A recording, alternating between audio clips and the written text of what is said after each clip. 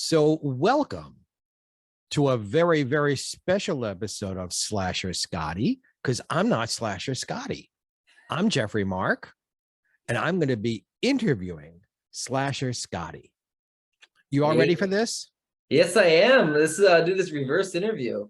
Okay. So my first question is, what's your favorite sexual position and how large is your penis? Oh, I'm sorry. He's not the porn star? What was it? Oh, he's a talk show host. How could I make that mistake? So please tell me, how old were you when you started talking and how large is your penis? It is exactly precisely 2 inches too big. Good answer. Of course, too big for whom could lead us down to a whole different conversation. Exactly. All right. So let me take my first or second question a little more seriously. What is it about broadcasting that made you think you were going to spend your life interviewing people? Honestly, two No, words. lie to me. 2 words, 1 name. Greg Gilbert. He gave me the chance when I had my first book written and published. It was the Ultimate Friday the 13th trivia book, and Greg Gilbert messaged me randomly, and like I said, at the time I was a nobody, so he messaged me and he said to me, he goes, "Hey, I'm Greg Gilbert with Python's Paradise, and I'm wondering, do you want to do an interview to talk about your book?" And I'm like, I don't know how he found out about me. He was on my Facebook. I don't remember adding him because I add really anybody. And he ended up adding me and messaging me about doing the interview. And I'm like, sure, why not? I mean, I'm excited to do it. And at first, when he messaged me, I just got done work and I'm driving home, and it's about an hour drive home. And I'm like, oh crap, I need to hurry up and get home. I need to respond to him before he's like, I don't want to do it anymore. Let me turn the stupid Apple Watch off. There we go. Yeah, so it just happened like that. And Greg, he became a good friend of mine, and I've had him on my show about 3 times. I've done his show since then about 6 or 7 times. I've been on that show a lot myself. Yeah, so and Greg has just been a good friend of mine. We talk almost daily. I know he's heading to Toronto today for Horrorama, which is exciting. And what, like 6 books later, obviously 6 books later, 6 years later as well, and I got this one out that came out in August, so really excited. Well, congratulations. Thank you. The Ultimate Halloween Movie Experience, Michael Myers, the Man, the Monster, the Madness, which is exciting. Yeah, I worked on a documentary about the locations, the real locations where all those scary movies were made. So I have a little bit of skin in your game, but you're the man about this, not I. Absolutely. Well, then let's take a half a step back then. Okay.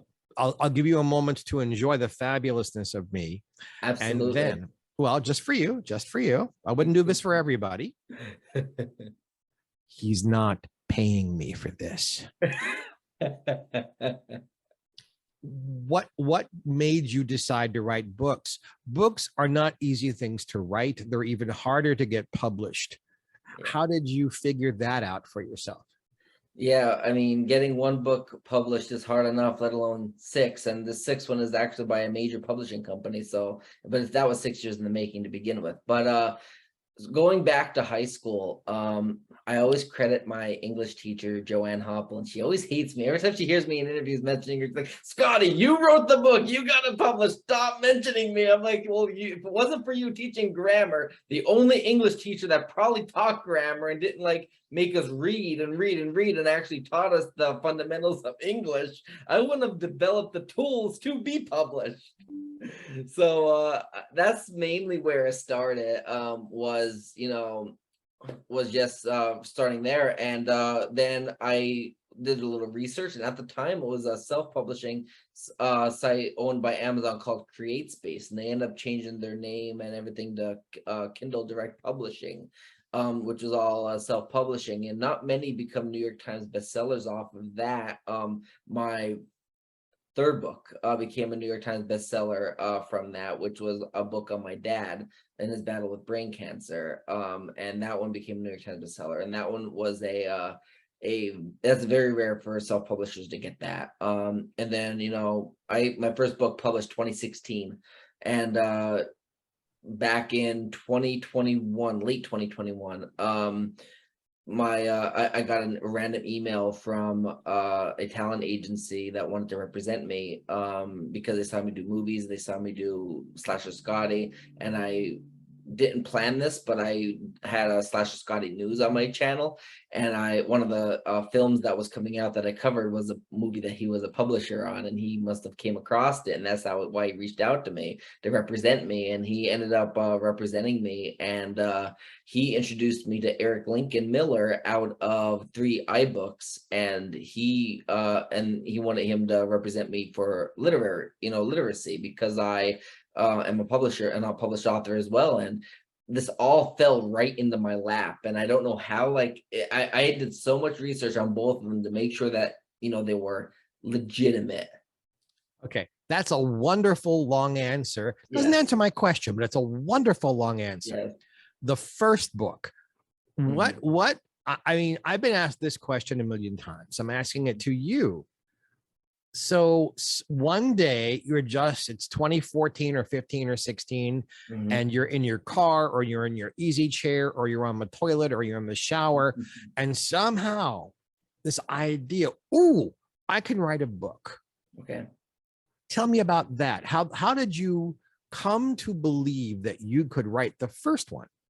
Once you write the first one, it gets easier, but how did you get there? Because I've been a fan of teaching. I've been a fan of horror movies. So I figured, why not make a trivia book into one book? And when I was in high school, I would literally write horror trivia, and just in notebooks throughout the years. And I figured, why not try to get something like this published? That's all there was to it. I love horror, I love teaching, and I love trivia. You never doubted your ability to actually write the book? No, not really. I mean, I've written plenty of trivia things that never got published, but it's just like, why don't I try to make some extra cash off this? And if I don't make money off of it, so be it. But when were you given much negative feedback by people in your life? Because I know when I announced to people in my life I was writing my first book, this is 30 years ago, they laughed at me. No, 30 years ago, I'd already been in show business 20 years. But who do you think you are? You're never going to finish a book. You're wasting your money buying a computer, is what I was told. You're never going to finish the book. And if you finish the book, you're never going to get an agent, and you're never going to get it published, and you're never going to get this, and you're never going to get it that. And look what happened to me with the books. Did you get that same kind of negativity from people?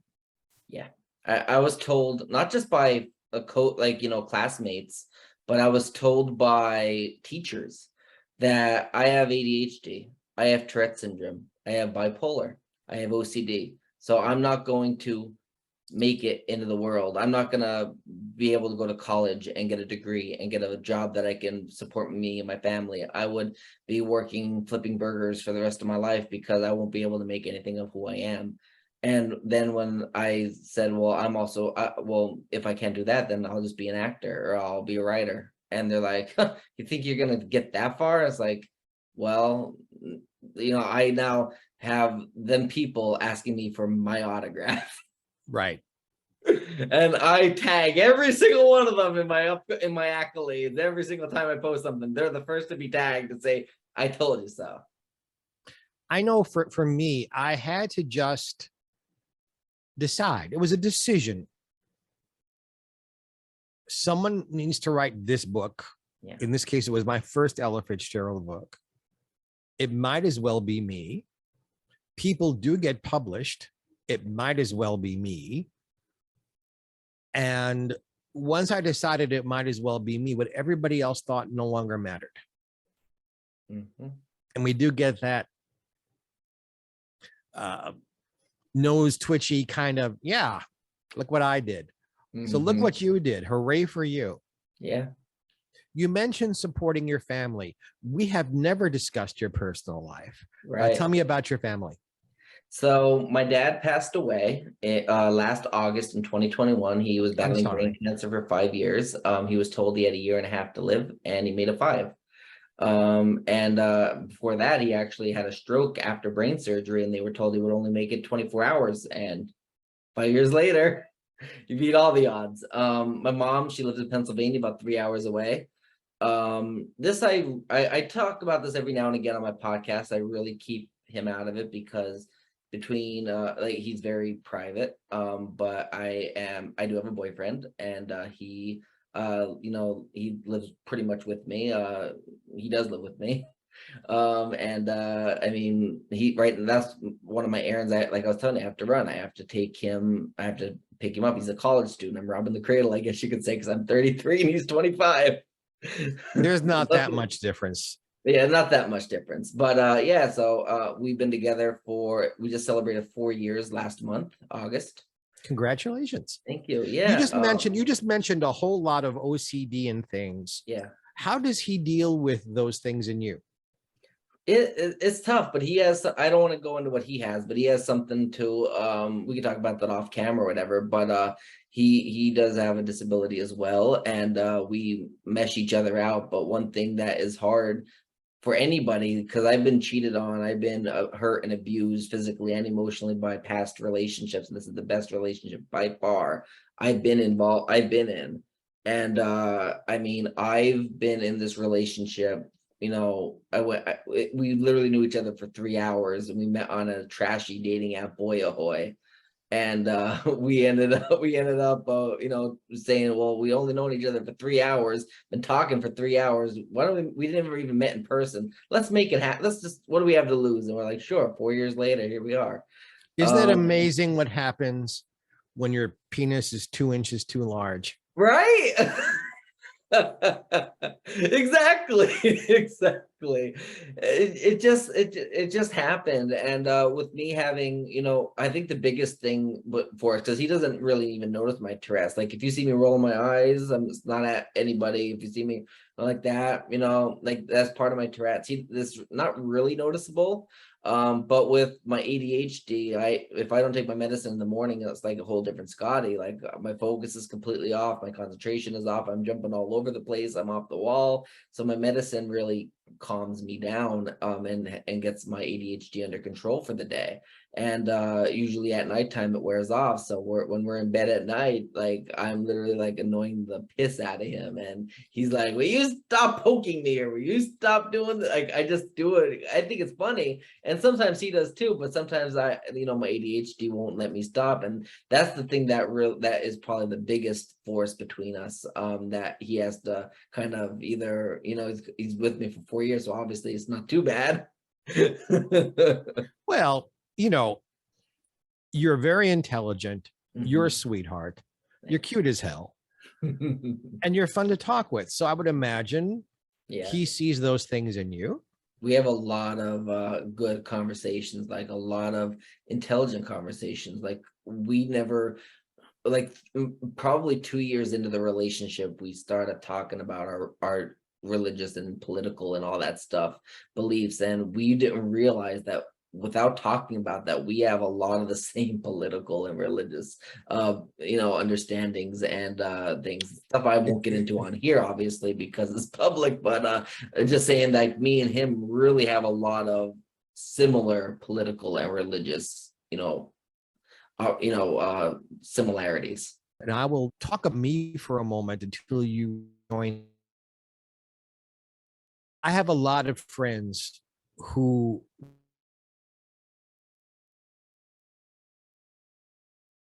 Nope, I think we lost. like cerebral. Okay, hang on. You've been frozen on my end. Okay, we're back. And here we are back. So what I was saying while we were frozen, I'm sure you're going to edit this all together. Yes, I will. Okay. But you know what? Don't edit too much out. Let our friends know how this works. Absolutely. So I was saying that I have a lot of friends with disabilities.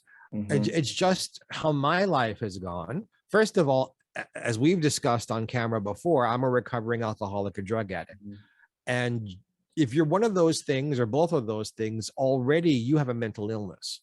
So there is that disability. Yeah. I have friends who are OCD. I have friends who are gamblers. I have friends who are hoarders. I have friends who are sex addicts. I have friends with cerebral palsy. I have friends with Parkinson's disease, and I love them all. I personally don't find dealing with people's disabilities all that difficult. Yeah. To me, it's like, all right, Scotty's got dark hair and a beard and a huge penis.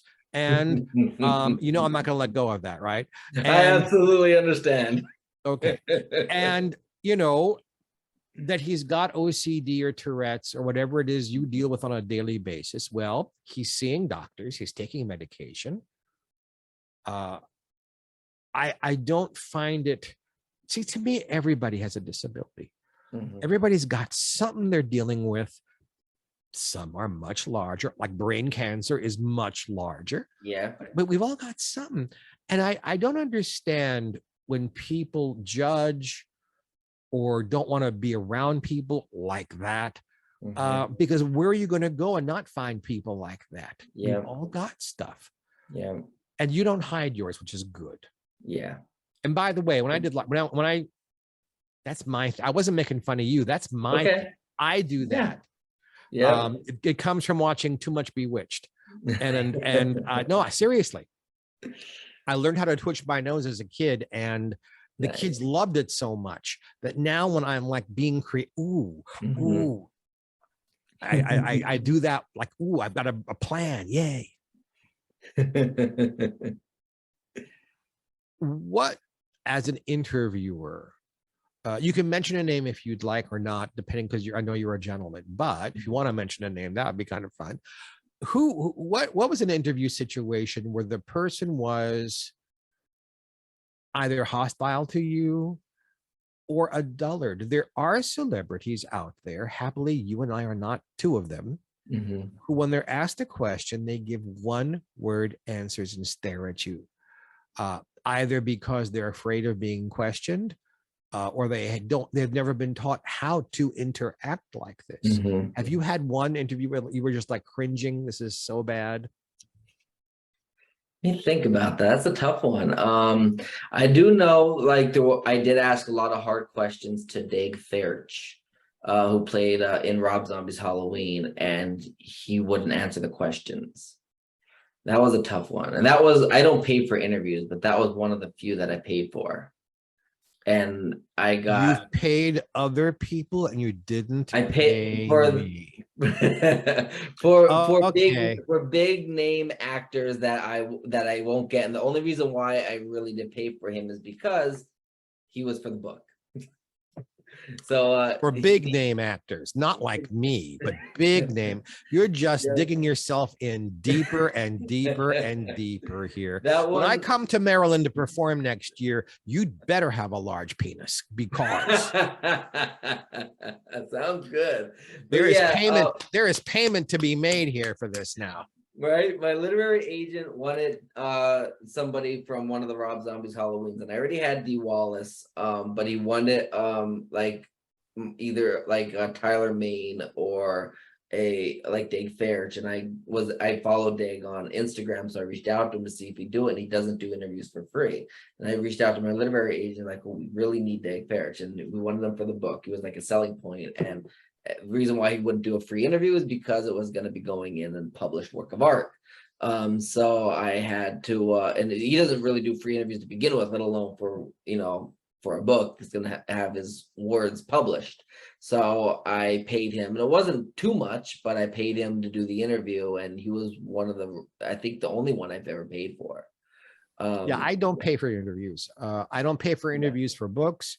I don't pay for interviews like what we're doing when I've hosted shows like this. Yeah. But the only time I kind of sort of demand to be paid is when someone asks me to show up someplace and perform. Yeah. Whether like I'll be doing in November a Q&A in a theater with my friend George Takiris out here in the desert where I live in Palm Springs. I want to get paid for that. They're making Yeah. money. They're selling tickets. There's a Yeah. word we use, an honorarium. It isn't a huge payment. It just means you understand that my time is worth something. Yeah. And you're going to give me a little bit of something to show me that you appreciate my time. Exactly. Exactly. But for this, no, I've been doing interviews now for, 30 years. Yeah. And I'm on my 4th or 5th radio show. And Yeah. it's people don't understand how difficult what we do really is. It really is difficult. I mean, I don't wake up in the morning looking like this. First of all, I have to become incredibly handsome. It takes a little time. Yeah. Yeah. I don't wave my penis on television, so I have to look from the waist up incredibly good. Right. But also we have to prepare. Yeah.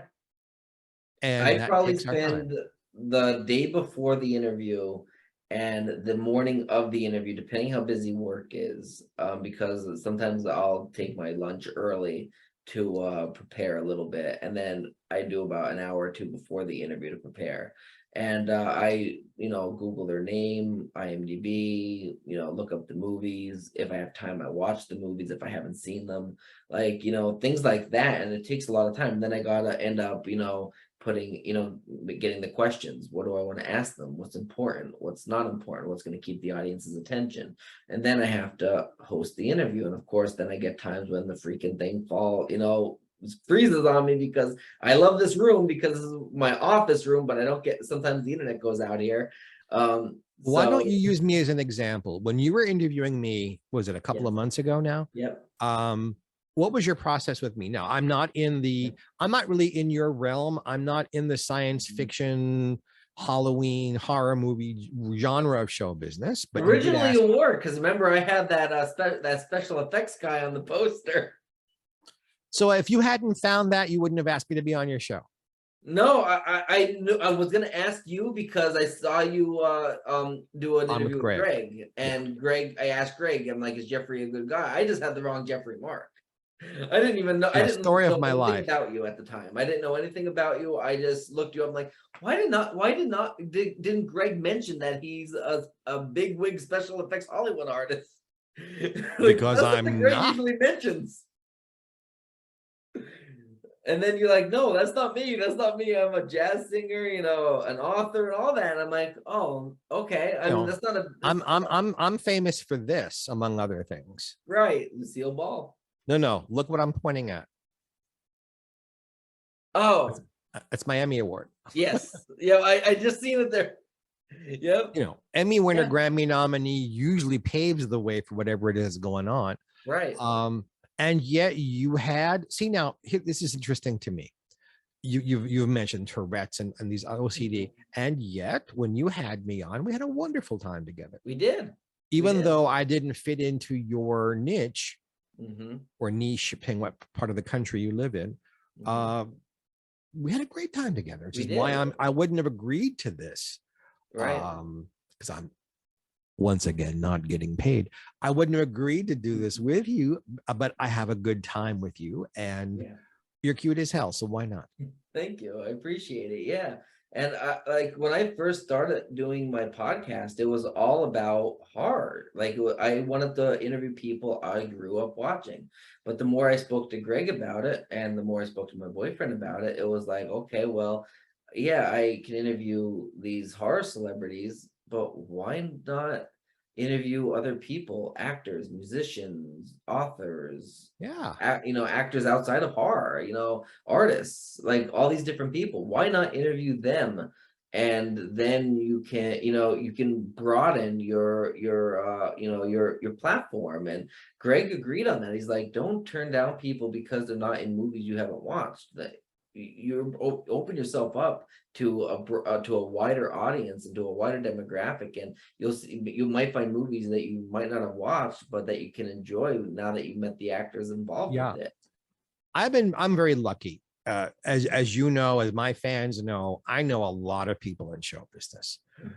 A lot of people. Like Coolio passed away yesterday. Yeah. And people were amazed that I knew him. It's like, well, you're not a hip hop rap kind of guy. I said, no. But the year I was nominated for a Grammy, he was a supporter of mine. He liked my work. We had dinner together and he performed that night at the Grammys. That's how I know him. I've been lucky that when I do online interviews, whether it's my own show or I guest host for other people a lot, because they know I can do it quickly. Pretty much, I don't have to go beyond my own circle of friends because I'm so lucky to have so many famous people in my life. I just make a phone call, can you, will you? And there we are. What is your process when you're not interviewing someone you know like the back of your hand? Okay. I know you've mentioned you go on, but I'm talking about once you have the information, how do you turn that into an interview that is fun, both for you and the interviewee, and then for all those folks who are watching this? What's your process? So there's two ways about it. There's one way is, do I have time to watch the movie if I haven't seen it? And if I don't have time to watch it, how do I go about it? So the first part is, if I don't have time to watch the movie, I've never seen the movie that they're in, that they're really known for, how do I go about that? Well, I will ask generic questions. They will talk about what the movie is and everything like that. And I'm intelligent, so I kind of put the pieces together and then I kind of familiarize myself based on the conversation. The second way is, if I'm familiar with the movie, but it's like, I don't know the actor, like, it's like a Halloween or Friday the 13th where I watched the movie a million times. Might have seen the movie just now for the first time. I kind of write down notes about what the movie is about, mainly what their character was involved in. And then I kind of build upon that with questions. A lot of my questions start out as generic when I type them out. And then when the interview is happening, I build upon what we talk about based on where the conversation goes. Like, so you have notes there. Yes. About questions. I see. Okay. Yep. I don't think I have the papers here. I have a paper here with me, but I usually have a printout of the questions. And then when you saw my interview with you, it might not have looked like I was looking at it. I have the paper right here on my. No, I knew you had a question. I knew. I saw. Yeah. See, I've only done that once in my whole life. I've done one interview where I had questions in front of me, and it wasn't for broadcast. Yeah. It was because I won't mention them because it sounds like I'm name dropping, but a very famous person was kind enough to me to let me into his home and like really spend time asking questions. And I thought, I'm never going to be here again. So let me make sure, but I ask everything I want to ask. And I was in his house for over 12 hours. Wow. And it turns out we became friends. Nice. Because he said, no, keep going. I want you to be thorough. I love that you're being thorough. I love that you're handling this intelligently. He promoted that with me. So I was grateful for that. I memorize everything so that I don't ever have to lose camera contact or eye contact. Yeah. But that's my personal thing. Everything I look at, I memorize almost immediately. So I can do that. I just finished last night, my memoirs. Okay. Finished writing them. And people are amazed that, how do you remember being a year and a half old? I remember from 9 months forward, everything. I pick a day in 1963 and I can tell you what I had for breakfast that day. Nice. So I carry a lot of stuff in this redhead. And that's my, once I've gathered what I think is good information, I just let it sort of just mix in my head and let that guide the conversation. Yeah, 9 times out of 10, the questions I have on my form, they're always asked, but 9 times out of 10, I always ask things that aren't on there, and I expand upon the conversation, because conversations can go any direction that you're not expecting, and I like to build upon that. And usually my questions they do flow perfectly. And like a lot of the stuff I asked with you, I had the questions there, but a lot of the stuff I asked was off of what I didn't have written down already. because the conversation went to a Days of Our Lives situation. I didn't plan that. I am going to bring up some names of some actors Okay. and some people in the business who because of their sci-fi connection or their slasher or their horror connection, but I know from other parts of their career. Okay. Ready? Yes. Drum roll, please. Betsy Palmer. Okay. What do you want me to do? Did I interview her, you mean? No, are you a fan of her horror films? I got you. Tell me you liked her, you didn't like her as a performer, as a professional. I remember her, obviously from Friday the 13th, 1980, but I also remember her in an episode of The Love Boat. And I knew her as a woman who did films and Broadway and was a panelist on a TV show called I've Got a Secret for many, many years. So I grew up with a young Betsy Palmer who is, getting married and having babies and singing and a whole different person. And a Lucy connection there is that after Miss Ball died, her right-hand person became Betsy Palmer's right-hand person and ran Betsy's life until she retired. Nice. John Carpenter. Halloween, The Thing, The Fog. No, I know who he is. I don't need his resume. How do you like his movies? Do you not like his movies? Okay. What's your take on him?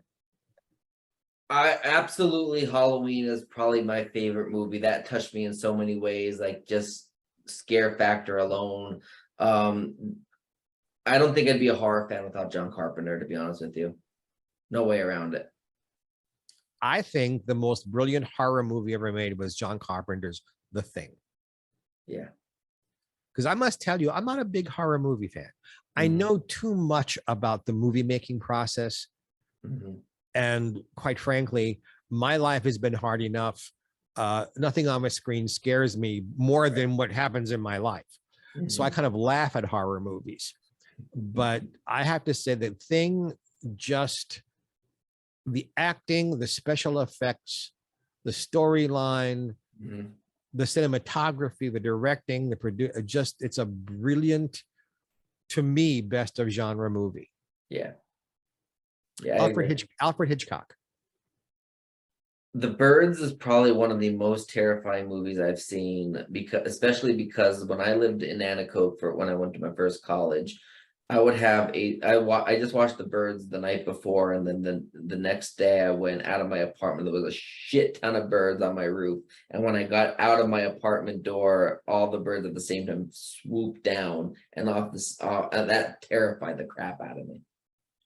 I have a personal connection to the Birds because both Tippi Hedren and Suzanne Pleshette were friends of mine.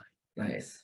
And I watched that film now with different eyes because now I'm watching people I know personally and love performing.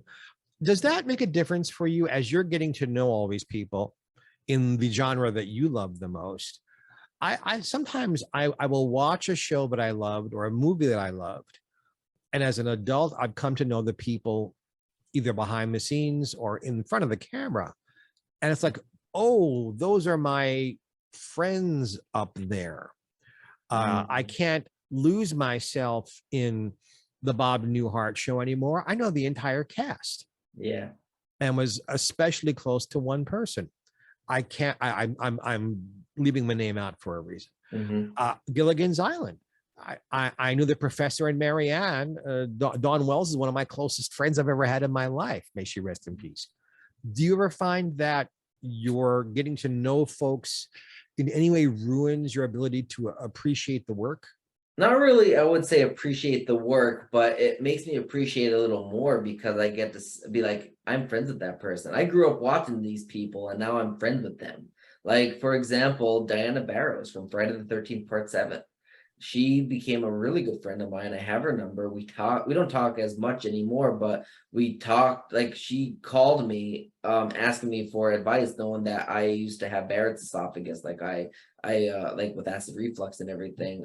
It's not as bad anymore, but she was getting the same thing that I had, and she was asking my opinion on what the symptoms are, if it's what you think what it has, and kind of like asking advice on that. So it's like I'm talking to somebody I grew up watching, in the first horror movie I've ever seen at 6 years old. And at the time I was like 26 or 27. And we're talking on the phone for like 3 or 4 hours about medical issues, like real life medical issues. Yeah.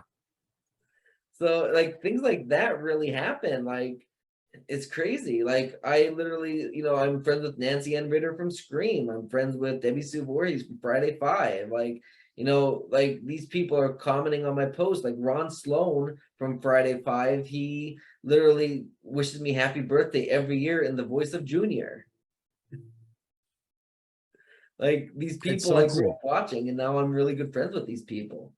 It is a lovely byproduct of what we do, Yeah. whether it's being an interviewer or host or a writer or an actor or a singer, that we get to know these people on a personal level. Yeah. And they us. They're forgive me, it sounds like I'm promoting myself here. There are major performers and people out there who admire my talent.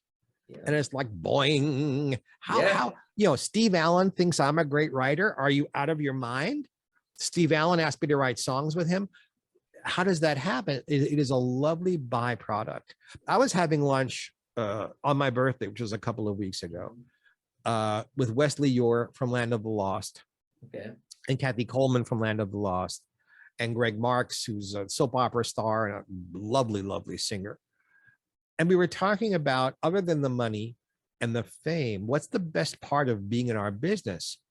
Our access to doing things, meeting people, being in places we wouldn't have had otherwise. Yeah. Can you speak to that in your life a little bit? Yeah, I'm really well known in my part of Pennsylvania. Not as much Maryland, but definitely my part of Pennsylvania, where if I go into Boyer's in Ashland, it's like a little food mart, like grocery store, supermarket type thing. And I would go in there, I go in there for 3 things. I'd probably be 5-10 minutes at most, and I'm in there for 2 hours because people are wanting to get pictures with me because of my local movie connection, making Schuylkill County, with movies and everything like that, and being an author and like that alone. And then I have people messaging me on Facebook like, hey, you're gonna be at Monster Mania this weekend? I'm like, yeah, I'm gonna be there Friday and Sunday. They're like, oh great, because there's a bunch of people that are excited to meet you and want to get the picture with you. I'm like, wow, like amazing, like this is amazing. Have you ever had the opportunity to be on a set? Yeah. My grandchildren don't believe me when I tell them I have held Chucky in my arms. Nice. First of all, they don't believe me. Right. But they don't understand how that can be. Now, one of them is 5, one of them is 17. I understand the 5-year-old not understanding, but my 17-year-old and my 40-year-old stepdaughter, they should understand what that means. That Papa has been in show business since before you were born, and this kind of stuff happens. Again, how would I come to that? I must admit, I am not a huge horror fan. And I'm glad you said the word horror. Out here they say horror. And I go, huh? What? Horror. I have a funny story about that because I work for the U.S. Coast Guard. That's my full-time job. And I ended up, I went back before the pandemic hit, I would be at the office. Did I freeze again? I love all horror. John Carpenter's The Thing is the kind of film I like in that genre. Yeah. Besides the horror genre, what kind of entertainment appeals to you outside of your purview that you've written about? Outside of horror, what is my favorite type of genre? You didn't like the way I said it? No, I'm thinking I would have to say I like the suspense count. I guess that would be different. Absolutely. Yeah, because a suspense, see, to me, Hitchcock is a suspense director, not a horror director. Right. I like suspense movies too. Yeah. I like the edgier. I like in the horror movie where you get scared and you jump because the adrenaline comes up. But what makes it different with the suspense is that I'm watching it and I'm watching it, and now I'm at the edge of my seat watching it, and I'm like, oh my god, what's gonna happen? Like I'm like knowing there's not gonna be a jump scare because it's not a horror movie, but like what's gonna happen? Like, oh my god, what's gonna happen next? Right. Well, like and then the associated things like film noir, yeah, or Perry Mason murder mysteries, or Charlie Chan, although Charlie Chan is terribly racist, but the plots are good, are associated with that kind of suspenseful, what's going to happen next? Oh my goodness. No, they're not. Yes, they are. I enjoy that. yeah. I'm going to throw some genres at you of TV, movies, and music, and just give me first reactions. Okay. All right. Play a game. It sounds good. Let's do it. I Love Lucy. Iconic. Okay. Mary Tyler Moore. Funny. The Nanny. The Laugh. The TV series Mission Impossible. Never saw it. Star Trek. Beat me up, Scotty. Star Trek: The Next Generation. That one I don't think I've ever saw. Let's land on Star Trek for just a second. Okay. Because Star Trek has the original series, TOS as they call it, some horror in it, some suspense in it, some comedy in it. What did you think of the series as a whole? I only seen each episode maybe once, like years ago, like 10, 15 years ago. So I don't really remember much of it, but I could tell you I hear so much of Beam Me Up Scotty throughout my life growing up that if I had a penny every time I heard it, I'd be a millionaire. It's been a while since. Coolio. He sang a song that I didn't know he sang. I can't remember the name of it, but I know that song. I was listening to it last night when he passed away. I'm like, I didn't know he sang that. He is someone where I didn't particularly care for his music. That's not what appeals to me. I liked him as a person. Yeah. He was very nice to me. I'm sorry he's gone. Yeah. What is your favorite television show of all time? Ooh, tough one. I like Seinfeld, The King of Queens. Yeah. Everybody Loves Raymond, Friends. Well, so you're narrowing down everything to just a few years. They're all on at the same time. Yeah. So your era is the early 90s? Early to mid to late 90s. 90s is my generation. Let's just say I have a Nintendo 64 in there that I bought in 96, that my dad bought for me in 96, with the game Banjo-Kazooie that my dad bought for me from 97. I was just playing it the other day and it still works. I'm a 90s baby. Born in 89, but a 90s baby. So you're a nerd with a big penis. Yes. Very good. Very good. Yep. I got clean and sober in 1989. Nice. Congratulations. So it's a good year for both of us. I was born literally the very last month of the very last of the end of the 80s. In December then. December 89, yep. Yeah, I got clean and sober April 1st of the same year. Nice. So and you were not just an April Fool's joke. So that's amazing. No, I didn't realize it was April Fool's till much later. Oh, wow. When people asked me, so what is the actual date? Because I didn't know that was an important thing right in the beginning. So I looked at the calendar and I knew it was a Saturday.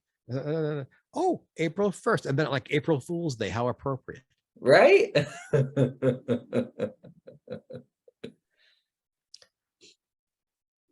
Because of your disabilities, were you able to sidestep the usual recreational drug use because of your disabilities, or did you try them anyway? I never did a drug in my life. Now I do drink alcohol, but I've never done anything. The only thing I've smoked once was weed, and that was really recently, maybe like a couple years ago, and I got so paranoid that I thought the cops were after me and I didn't do anything wrong. And I'm like, never again. Yeah. Yeah.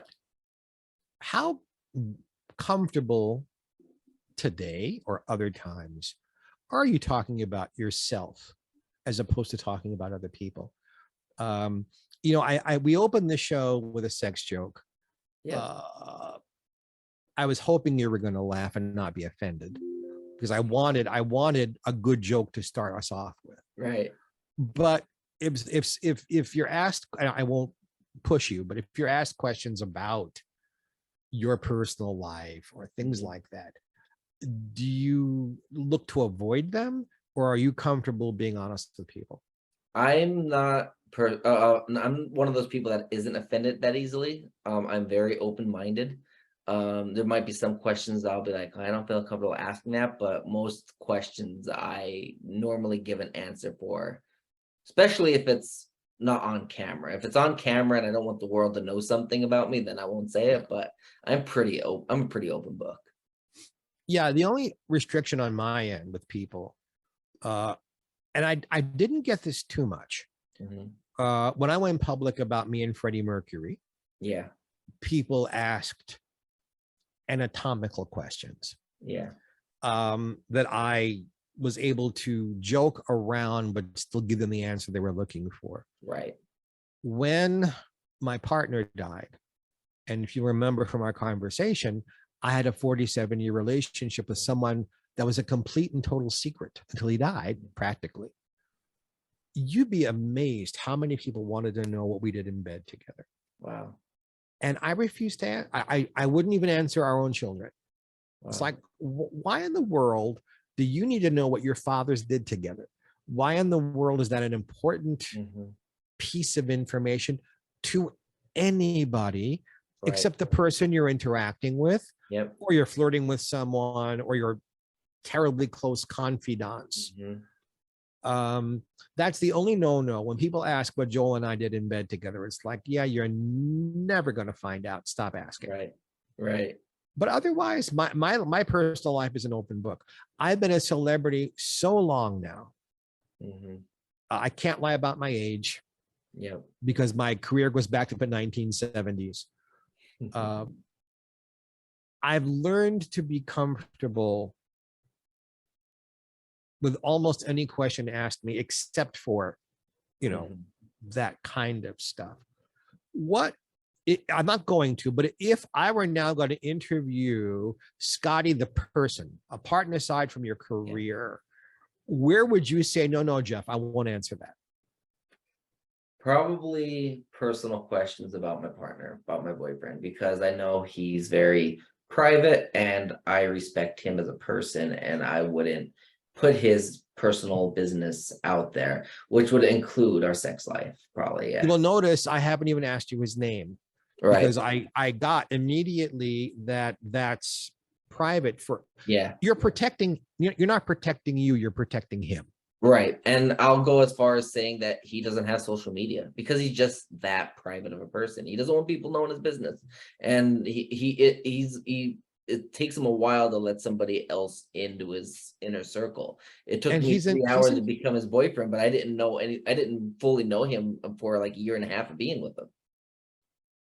And he's entitled to that. Yeah. And you're a very patient man. Yeah. That you waited that long to really get to know him. Because the sex must have been great. But that's a joke. That's a joke. That was not. Look, he's blushing. The sex was great. Oh, good for both of you. Yay. We had a good time. All right. I think that intimacy is a very important part of any relationship. Yeah. Not so much headbanging sex, but intimacy. Yes. Obviously, you and he found joy being intimate. And that's what a big part of being someone's soulmate is. Right. You found a soulmate. Yeah, absolutely. I prefer, and I not really prefer, but I like a random, night where we want to be intimate to the point that all we want to do is cuddle and maybe kiss. Because that to me is more romantic than anything else, because you kiss somebody that you love.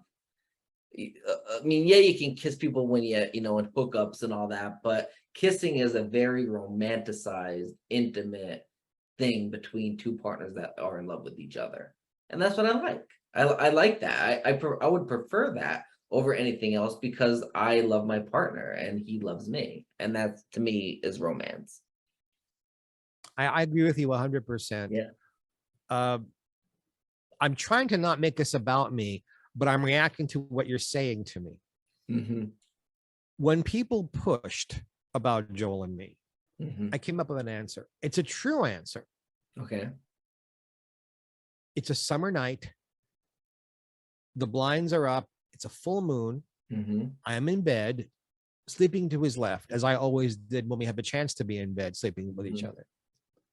We didn't live together. It's about 2 or 3 o'clock in the morning. I'm asleep, but I'm aware he's awake, and I awaken, lift my head up off the pillow, and he's on his chin like this, looking at me. And I said, "Sweetheart, what's wrong?" And he said, "Nothing's wrong. I just wanted to look at you."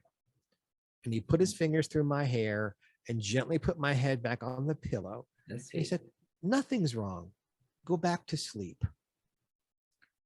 I have never felt more safe in my entire life than when I was in that position with him.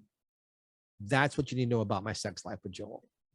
Yep, absolutely. Because I don't understand lack of intimacy between people. I've been asked since he's passed away, well, what do you miss? I miss my head in his lap, where I can smell his pheromones. I miss feeding each other food and sucking on his fingers afterwards. Yeah. It's not sex, it's intimacy. Yeah. And if you have that with your partner, that's the best part about a relationship is the intimacy, because you don't have to.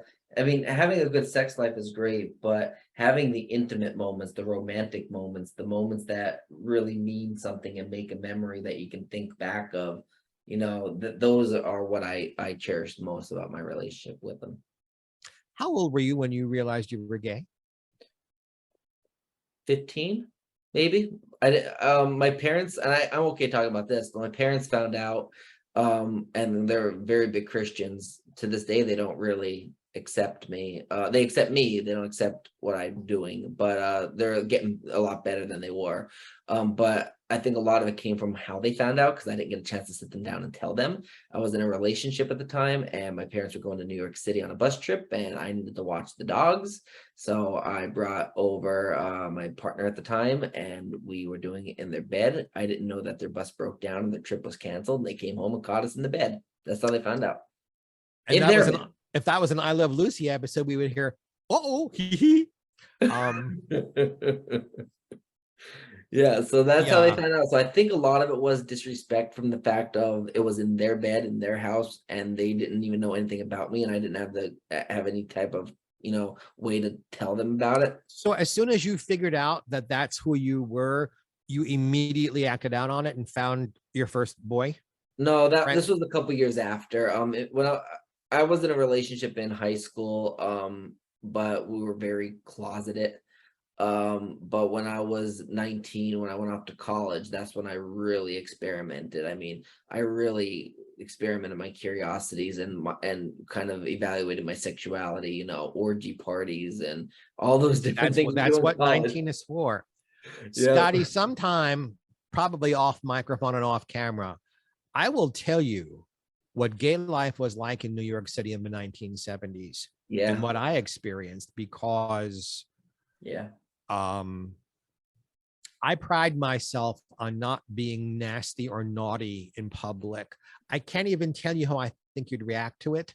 Yeah. But you'd need some paper towels afterwards. Wow. It was so open. It was so, if one was a breathing male, and you didn't have 6 eyes or 4 heads, wow, it was that easy. And that is how I learned how kind of sort of to be a gay male. When I was in high school, you talk about being closeted. I mean, Joel and I, from the first day I met him when I was 13, we're together, and no one knew. No one knew for 47 years. I admire you that you were able to figure out, because I didn't figure it out. I didn't know what gay was.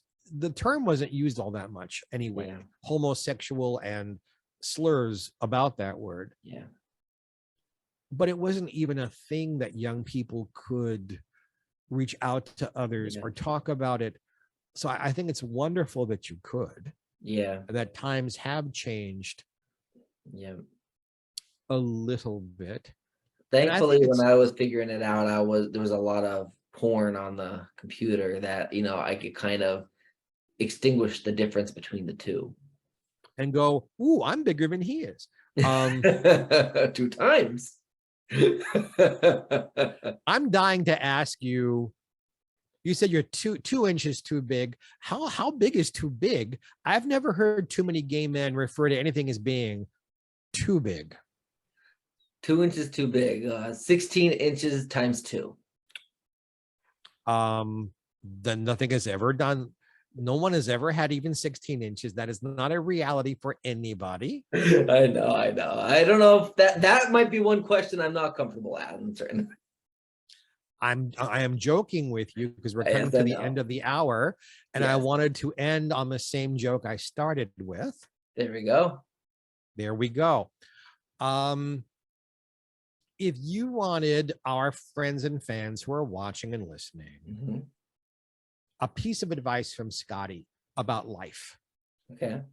If someone came to you and said, Scotty, I don't know enough about life. I don't know what I want to do yet. I don't know enough about me. What advice I know what Geoffrey Mark would say. What would Scotty tell a young person? Don't give up on your dreams, because you will fail if you don't try. But if you do try, you may fail, but you can still pick yourself back up, but you will never know if you try. I've been told countless times, I will not succeed. I'll be flipping burgers. I won't do anything. Well, I have two degrees. I'm a senior developer for the United States Coast Guard. I have 3 movies that were made under my company, Gravestone Films. I have 6 books published, including this one that you can get on Amazon, Barnes & Noble, Target, Walmart, all over online retailers. The Ultimate Halloween Movie Experience, Michael Myers, The Man, the Monster, the Madness. 16 original interviews from cast and crew from the film. This cover work is done by Kim Gottlieb, who was the on-set photographer for Halloween 1 and 2 from the 1978 and 1981. So this is black and white because these are actual stills from 1981. And it also has thousands of trivia questions in this book as well. So I've had all that done, and I've had all of that all this that happened to me, and now they're asking me for my autograph. I would never be an author. I wouldn't be a New York Times bestseller. I wouldn't be a filmmaker or an actor. I wouldn't be a developer with 2 degrees for the United States Coast Guard if I listened to them and didn't try. And on a personal life note, if someone came to you, how do I figure out my personal life? Because you've done a pretty good job. What would your advice be? Find somebody you trust to talk to. If you don't have anybody to talk to, then seek out a third party that isn't invested in the situation. I'm not talking about a friend or a family member. If you can't talk to them, then I'm talking about a counselor, a guidance counselor at school, a psychologist, somebody that you can trust that can, that would be able to just be there to listen to your concerns or the advice or give you advice that you might need, because not everybody is lucky to have a family that is going to accept them. Not everybody's going to have friends that are going to accept them. I mean, yeah, we're in 2022, but we still are living in an area that is racist sometimes and homophobic. And, so it's good to have people that are on your side. And if you don't know who to go to, find somebody that is professional and is trained and licensed, that is willing to be able to give you, if you don't want advice, at least a listening ear to talk to. One last question and a commercial for me. So I'm hosting Geoffrey Mark Plays Ella every week on the radio. We know about that. Please tune in.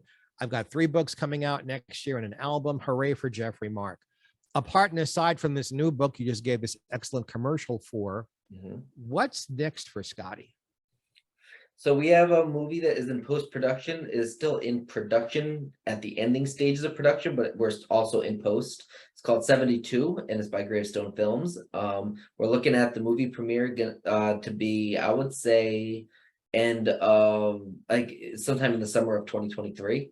But we're in post-production, so check that out. It's on IMDb. You can check out Facebook fan page 72 Film, or you can check out Gravestone Films on Facebook. And for all the details, we filmed like 99% or so of the movie, I would say, give or take. So definitely check that out. I'm in it. I'm executive producer of it. It's directed by Carl Miller. He's also co-owner of Greystone Films with me, so definitely check that out. It's going to be a very interesting movie. It's about basically inspired by COVID, so definitely give that a look out. I think that's going to be a great movie for us. But that is currently on my agenda. I do have a book tour coming out this fall, so I'm going to be at Monster Mania. I'm doing a book signing there, and I'll be meeting some amazing guests, including Halloween cast members. So I'm super excited. Come out to the West Coast and do some stuff out here. I have to. I'm afraid of flying though, but I have to.